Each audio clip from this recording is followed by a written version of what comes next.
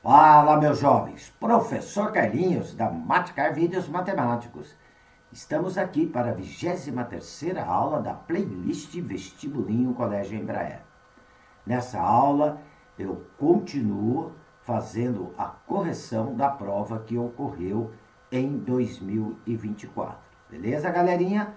Corrigindo as questões 29, 30 e 31 dessa prova. Vou também deixar, gente, aí na descrição deste vídeo, 3 links de 3 playlists, se você quiser aprofundar um pouco mais nos seguintes assuntos: regra de 3, porcentagens e juros. Beleza, galera? Outra coisa importante que eu sempre peço aí, gente, e não custa nada você dar um like aí no nosso vídeo para ajudar aqui no crescimento do canal do Tio Carlinhos. Beleza? Então, como dizia minha querida mamãe, chegou a hora da onça beber água. Vem comigo! Bem, galera, vamos lá então, nossa aula 23, tá? A questão 29. Dinorá foi ao mercado para comprar uma bandeja com 350 miligramas de queijo especial fatiado, que custou R$ 21. As bandejas de 350 miligramas do queijo que ela queria comprar estava com a seguinte promoção: leve 3 bandejas e pague apenas por 2. Sabendo que Dinorá comprou 3 bandejas do queijo pela promoção. Qual foi o preço por quilograma? Quer saber o preço por quilo, tá? E nós temos o preço aqui em miligrama de queijo pago por ela em sua compra. Olha, gente, ela comprou 3 bandejas, tá? Cada bandeja tem 350 miligramas. Então, vamos ver a quantidade de queijo que ela comprou. 3 vezes 350, ok? Eu vou ter a massa do queijo que ela comprou. 3 vezes 350. Então, vai dar 1.050 miligramas, hein? Tá? Miligramas, mg. Quanto que ela pagou por isso? Ela pagou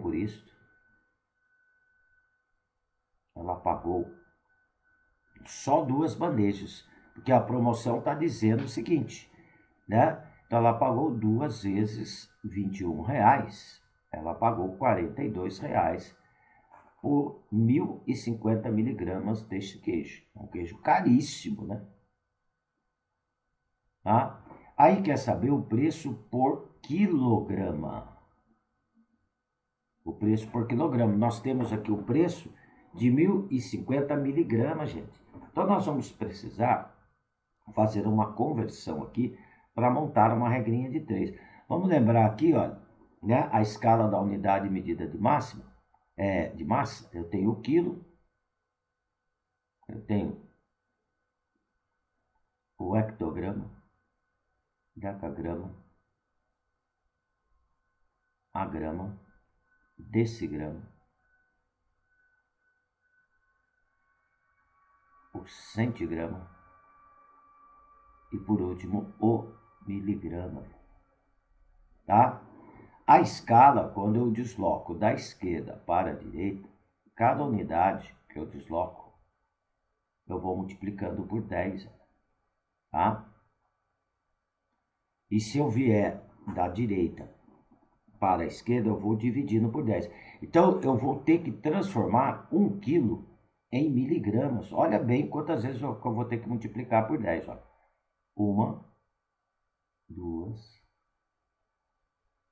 3, 4, 5, 6, tá? Então, 1 quilo, gente, ele vai corresponder a 1 milhão de miligramas, que seria 1 vezes 10 elevado à sexta potência. 10 à sexta é o 1, acompanhado de 6 zeros. Ó.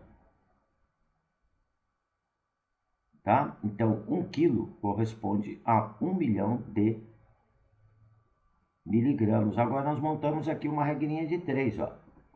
Se para 1.050 miligramas. Eu pago R$ 42 para 1 milhão de miligramas. Eu vou pagar X reais. É claro que se eu aumento o peso, né, a massa, vai aumentar o valor que eu vou pagar. Então, é uma regrinha de 3, diretamente proporcional. Então, para resolvê-la, basta multiplicar aqui cruzado. Não precisa inverter, porque aumentei a quantidade, né, aumentei a massa, vai aumentar o valor. Então, vai ficar 1.050, que multiplica X.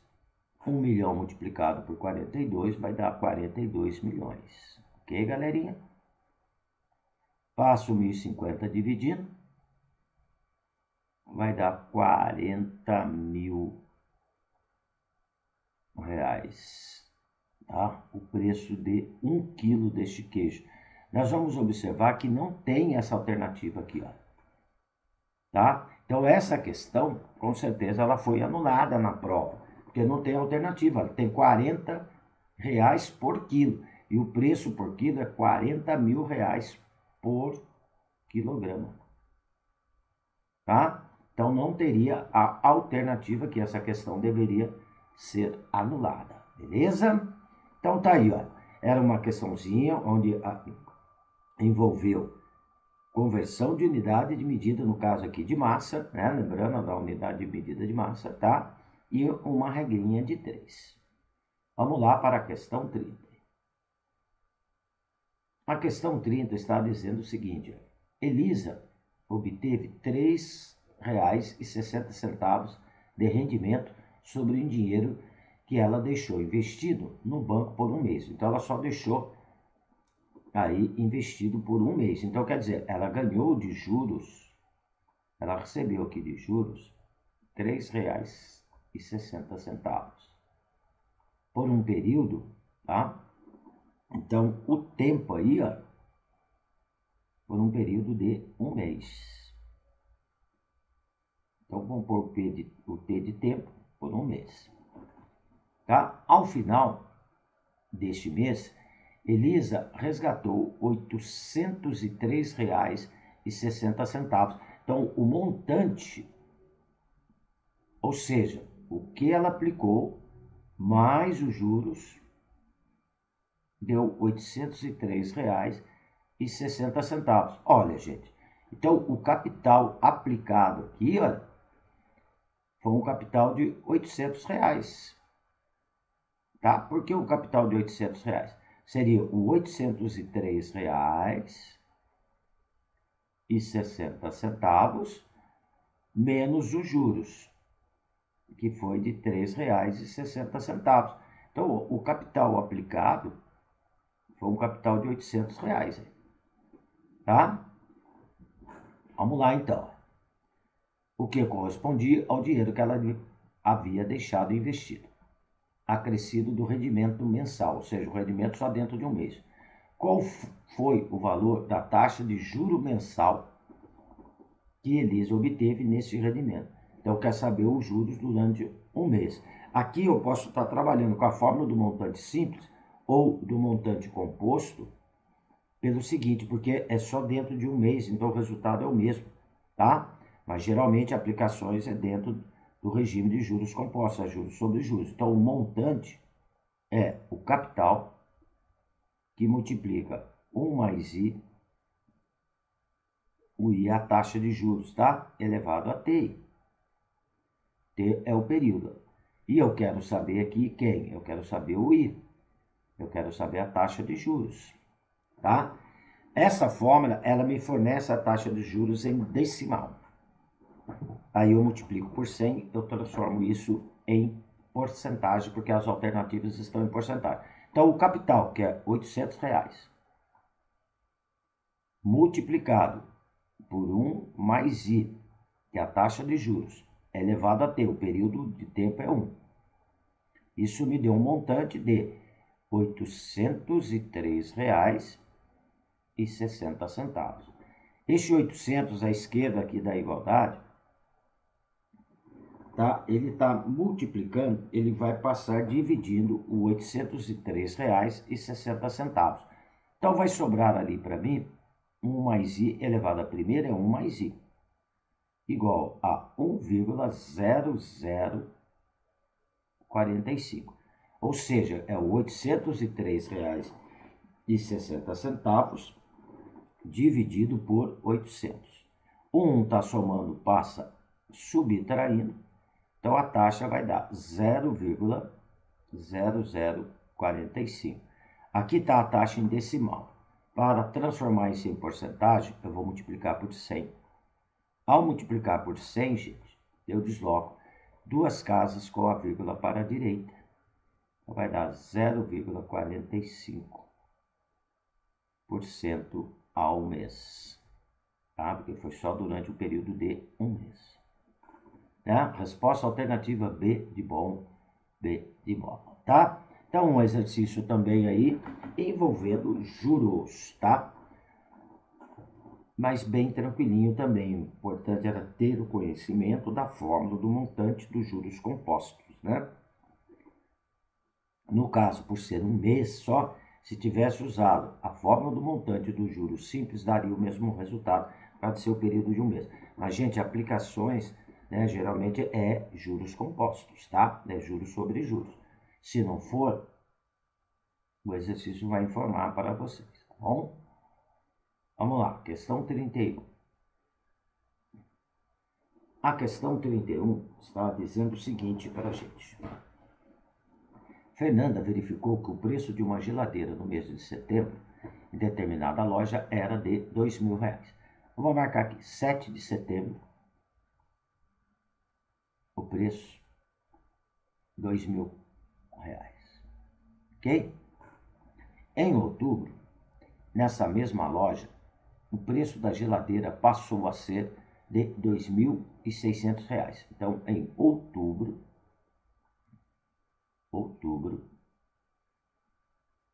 passou a ser de R$ 2.600, ok? A mesma loja anunciou na Black Friday de novembro que o preço dessa geladeira havia caído em 20% sobre o preço de outubro. Olha, se caiu 20%, eu só vou pagar em novembro 80% do preço de outubro. Então, em novembro, o preço era 80% de 2.600. Mas por que isso, professor? Olha, caiu 20% sobre o preço de outubro. Então, se eu perdi 20%, eu só vou estar tendo 80% do valor. Tá? Então, 80% de 2.600. Como que eu vou fazer esta continha aí? Tá? 80% é a fração 80 sobre 100. O D quer dizer multiplicação, que multiplica 2.600. Já pode simplificar aqui os dois zerinhos, ó, do 2.600 com os dois zeros aqui do 100, vai sobrar ali 80 vezes 26, tá? Que vai me dar R$ 2.080. Este vai ser o preço dela em novembro. Ok? Aí olha o que está pedindo, né? Então havia caído 20% sobre o preço de outubro. O Fernando comprou a geladeira nessa loja em novembro, com preço promocional da Black Friday. O preço da geladeira pago por Fernanda em sua compra em relação ao preço dessa geladeira em setembro na mesma loja foi de... Aí vem as alternativas. Olha, em novembro ela pagou 2.080. Em setembro a geladeira custava 2.000, então menos 2.000. Então ela pagou R$80 a mais na geladeira, tá? Então o que está perguntando? O preço da geladeira pago por Fernanda em sua compra em relação ao preço dessa geladeira em setembro na mesma loja foi R$80 a mais, ou seja, R$ 80 maior. Alternativa B de bom, B de bola. Um exercício aí tranquilinho também, envolvendo porcentagem.